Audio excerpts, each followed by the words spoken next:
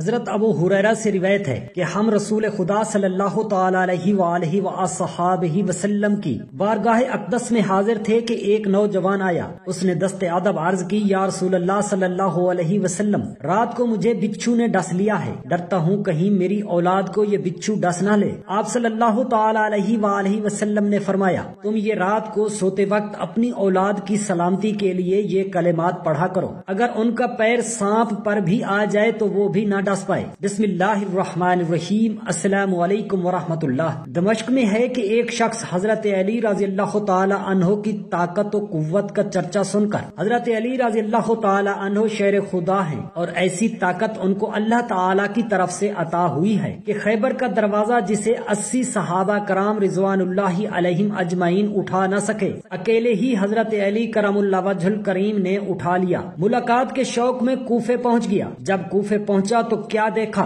کہ لوگ افطار کر رہے ہیں۔ اچانک اس کی نگاہ کونے میں ایک بزرگ پر پڑی جو کہ سوکھی روٹی کے ٹکڑے تناول فرما رہے تھے۔ کافی کوشش کرتے ہوئے سوکھی روٹی چبانے کی مگر چبا نہ سکے۔ اس شخص کو رحم آیا اور ارادہ کیا کہ نماز مغرب کے بعد لنگر خانہ میں جا کر تازہ روٹیاں لا کر ان بزرگ کی خدمت میں پیش کر دوں گا۔ چنانچہ نماز مغرب کی نماز پڑھ کر وہ شخص لنگر خانہ میں پہنچا اور روٹیاں اٹھا کر لے جا رہا تھا کہ لنگر خانے کے ناظم نے اسے پکڑ لیا۔ کہا، تو روٹیاں چرا کر کہاں لے جا رہا تھا؟ وہ شخص کہنے لگا کہ میں تو مولا علی رضی اللہ تعالی عنہ سے ملنے کی غرض سے آیا تھا، اور پورا احوال بیان کیا۔ لنگر خانے کے ناظم پوچھنے لگا، جس بزرگ کو تم نے دیکھا ہے ان کا حلیہ کیا تھا؟ اس شخص نے رخسار اور حلیہ بیان کیا تو لنگر خانے کے ناظم نے کہا، وہی حضرت علی کرم اللہ وجہ الکریم ہے جس کے لیے تو اس لنگر خانے سے روٹیاں چرا کر لے جا رہا تھا۔ وہ شخص حیران ہو کر سوچنے لگا کہ میں نے تو مولا علی رضی اللہ تعالی عنہ کی قوت کے بڑے بڑے چرچے سنے تھے، مگر یہ بات سمجھ نہیں آئی کہ آپ سے تو سوکھی روٹی نہیں چبائی جا رہی۔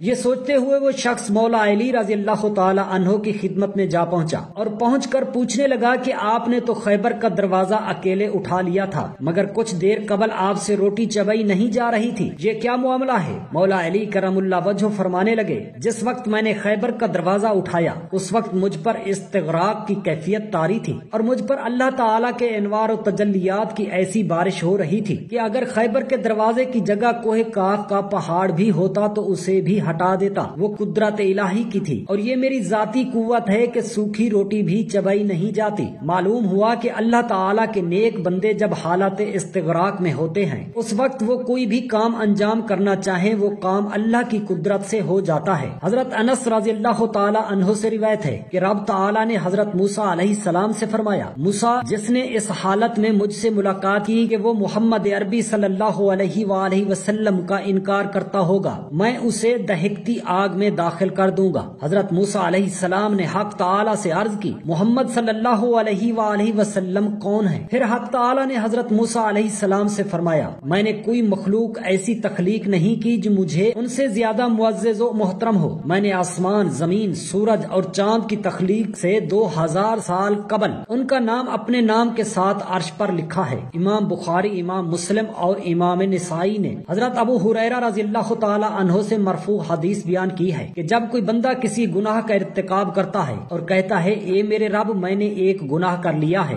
سو تو مجھے بخش دے، تو رب تعالیٰ کا ارشاد ہوتا ہے کہ کیا میرا بندہ یہ جانتا ہے کہ میں اس کا رب ہوں جو گناہ کو بخش دیتا ہے اور وہ گناہ پر گرفت بھی کرتا ہے، سو میں نے اپنے اس بندے کو بخش دیا ہے۔ پھر وہ بندہ کچھ عرصہ رکا رہتا ہے جب تک اللہ تعالیٰ چاہتا ہے، پھر وہ گناہ کا ارتکاب کر لیتا ہے اور پریشان ہو کر کہتا ہے، اے میرے رب میں نے ایک اور گناہ کر لیا ہے سو مجھے بخش دے، تو رب تعالیٰ کا ارشاد ہوتا ہے کہ کیا میرا بندہ جانتا ہے کہ میں اس کا رب ہوں جو گناہ بخش دیتا ہوں اور اس پر پکڑ بھی کرتا ہے، سو میں نے اپنے اس بندہ کو بخش دیا ہے۔ پھر جب تک اللہ تعالیٰ چاہتا ہے وہ بندہ رکا رہتا ہے، پھر وہ گناہ کا ارتکاب کر لیتا ہے اور عرض کرتا ہے کہ اے میرے رب میں نے ایک اور گناہ کر لیا ہے سو آپ مجھے بخش دیں، تو اللہ تعالیٰ ارشاد گرامی فرماتا ہے کہ کیا میرا بندہ جانتا ہے کہ بے شک میں اس کا رب ہوں جو گناہ کو معاف کر دیتا ہے اور اس پر گرفت بھی کر لیتا ہے، سو میں نے تیسری دفعہ بھی اپنے اس بندے کو بخش دیا ہے۔ بس وہ جو چاہے عمل کرتا پھرے، اور دراصل یہ انسان کی معروف عادت کے درجے یہ کہ انسان بار بار گناہ میں پڑ جاتا ہے اور ہر بار نادم ہو کر توبہ استغفار کی طرف رجوع کرتا ہے، اور اس کا یہ مقصد نہیں ہے کہ وہ شریعت کی مخالفت کو جائز سمجھ کر کرتا ہے، جیسا کہ میں نے حسن حسین کی شرح میں اس کی وضاحت بیان کر دی ہے۔ نبی کریم صلی اللہ علیہ وسلم کا وجود اطہر ہر وقت خوشبوؤں سے معطر اور مہکتا رہتا تھا۔ آپ جب کہیں سے تشریف لے جاتے تو صحابہ کرام رضوان اللہ تعالی علیہم اجمعین فرماتے کہ آپ صلی اللہ علیہ وآلہ وسلم کے جسم کی خوشبو اس راستے میں پھیل جاتی اور ہم سمجھ جاتے کہ رسول خدا صلی اللہ تعالی علیہ وآلہ وصحابہ وسلم اسی راستے سے گزرے ہیں، لہذا ہم اسی خوشبو پر نبی کریم صلی اللہ علیہ وسلم کے پیچھے جاتے۔ رسول خدا صلی اللہ علیہ وآلہ وسلم تاہم جب کسی راستہ سے گزر جاتے تو لوگ وہاں خوشبو کی مہک محسوس کرتے اور کہتے کہ رسول خدا صلی اللہ علیہ وسلم اس راستے سے گزر چکے ہیں۔ حضرت انس کی والدہ ایک مرتبہ ام سلیم رسول خدا صلی اللہ علیہ وآلہ وسلم کی رضائی خالہ کے گھر میں آرام فرما رہے تھے اور آپ کو پسینہ آ رہا تھا۔ انہوں نے اس پسینہ کو ایک کپڑے سے پونچھ کر شیشی میں نچوڑ کر رکھ لیا۔ جب رسول خدا صلی اللہ تعالی علیہ وآلہ وصحابہ وسلم بیدار ہوئے تو فرمایا، اے ام سلیم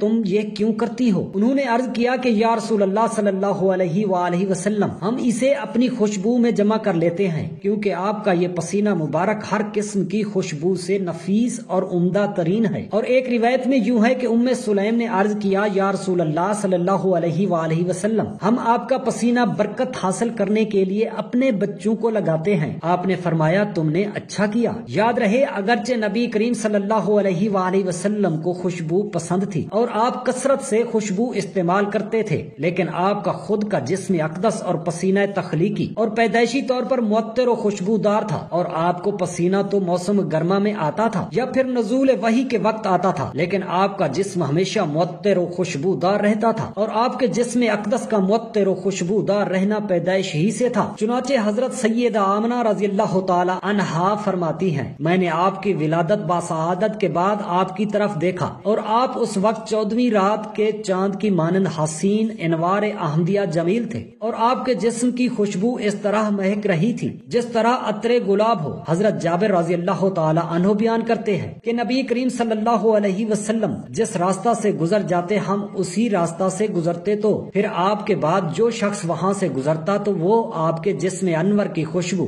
یا آپ کے پسینہ کی خوشبو سے پہچان لیتا کہ آپ اس راستے سے گزر چکے ہیں۔ محترم ناظرین، قابل غور الفاظ ہیں، یعنی آپ صلی اللہ تعالی علیہ وآلہ وسلم کی جسمانی خوشبو یا آپ کے پسینہ کی خوشبو سے راستے مہک جاتے تھے، کیونکہ آپ کے جسم کی خوشبو اور عرفہ کاف کے ساتھ ہو تو معنی ہوتا ہے آپ کے پسینہ کی خوشبو، نیز اگر مصنوعی عطر لگانے سے آپ کے جسم سے خوشبو مہکتی اور گلیاں معطر ہو جاتی تو پھر اس میں آپ کی تخصیص نہیں رہے گی اور نہ یہ فضیلت و معجزہ کا باعث ہوگا، کیونکہ مصنوعی خوشبو کوئی شخص لگا لے تو اس سے خوشبو بھی آئے گی اور گلیاں بھی معطر و خوشبو ہو جائیں گی، حالانکہ یہ آپ کا خصوصی معجزہ ہے جو آپ کے خصائص میں سے ہے۔ دیگر انبیاء کرام علیہ السلام کو یہ معجزہ نہیں ملا۔ ایک مرتبہ حضور اقدس صلی اللہ تعالی علیہ وآلہ وصحابہ وسلم مسکرا کر ممبر پر تشریف فرما ہوئے اور مسکراتے ہوئے فرمایا، تمام لوگ اپنی اپنی جگہ بیٹھے رہیں۔ پھر فرمایا، جانتے ہو میں نے تمہیں کیوں جمع کیا ہے؟ لوگوں نے کہا، اللہ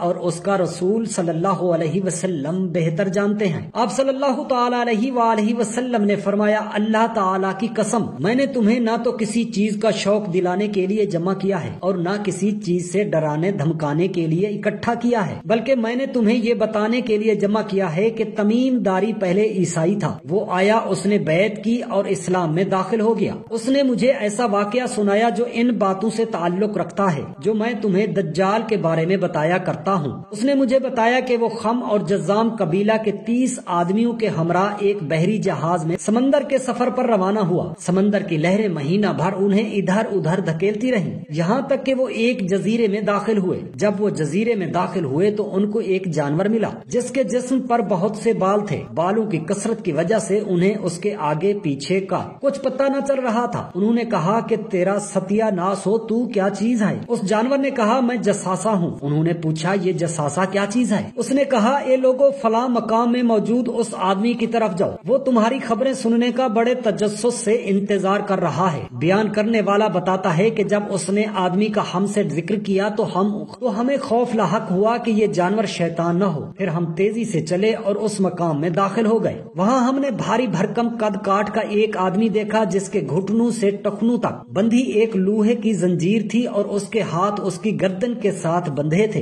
ہم نے پوچھا تیرا ستیہ ناس ہو، تو کیا چیز ہے؟ اس نے کہا میرا پتہ تمہیں چل جائے گا، یہ بتاؤ کہ تم کون ہو؟ ہم نے کہا، اس نے کہا مجھے بیان کے نخلستان کا حال بتاؤ۔ ہم نے کہا اس نخلستان کے بارے میں کون سی بات پوچھنا چاہتے ہو؟ اس نے کہا میں جاننا چاہتا ہوں کہ کیا اس کے درختوں پر پھل آتے ہیں یا نہیں؟ ہم نے کہا ہاں آتے ہیں۔ اس نے کہا وہ زمانہ قریب ہے جب ان درختوں پر پھل نہیں آئیں گے۔ مجھے تبریا کی جھیل کے بارے میں بتاؤ۔ ہم نے پوچھا اس کی کون سی بات جاننا چاہتے ہو؟ اس نے کہا کیا اس میں پانی ہے؟ ہم نے کہا ہاں اس میں بہت پانی ہے۔ وہ بولا اس کا پانی بہت جلد ختم ہو جائے گا۔ پھر اس نے کہا مجھے زغر کے چشمہ کے بارے میں بتاؤ۔ ہم نے پوچھا کون سی بات معلوم کرنا چاہتے ہو؟ زنجیر میں جکڑے آدمی نے کہا کیا چشمہ میں پانی ہے اور لوگ اس پانی سے کھیتوں کو سیراب کرتے ہیں؟ ہم نے کہا اس میں بہت پانی ہے اور شہر کے رہنے والے اس سے کھیتوں کی آبیاری کرتے ہیں۔ واللہ پھر اس نے پوچھا مجھے نبی الامین کے بارے میں بتاؤ، اس نے کیا کیا ہے؟ ہم نے کہا وہ مکہ سے نکل کر یثرب مدینہ میں آ گئے ہیں۔ اس نے پوچھا کیا عربوں نے اس کے ساتھ جنگ کی؟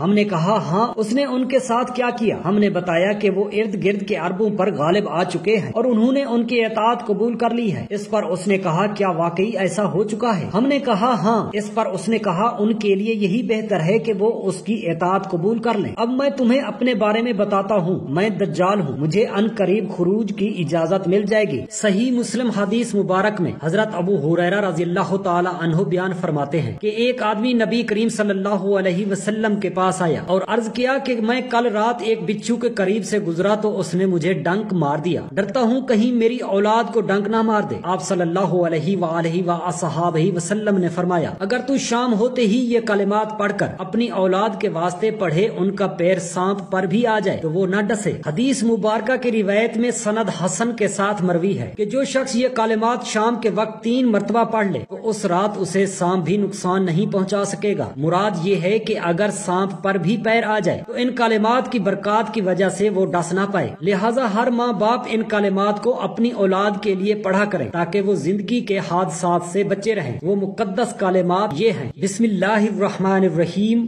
اعوذ بکلمات اللہ التامات من شر ما خلق۔ بے شک جو آپ صلی اللہ علیہ وآلہ وصحابہ وسلم کی زبان مبارک سے نکلا ہوا الفاظ پورا ہو کر رہتا ہے۔ اللہ تعالیٰ سے دست ادب ہاتھ جوڑ کر گریہوزاری انکساری سے دعا کرتے ہیں میرے تمام مسلمان بہن بھائیوں کو، بچوں کو اللہ تعالیٰ اپنے حفظ و امان میں رکھے، آمین یا رب العالمین۔ جزاک اللہ خیرا کثیرا۔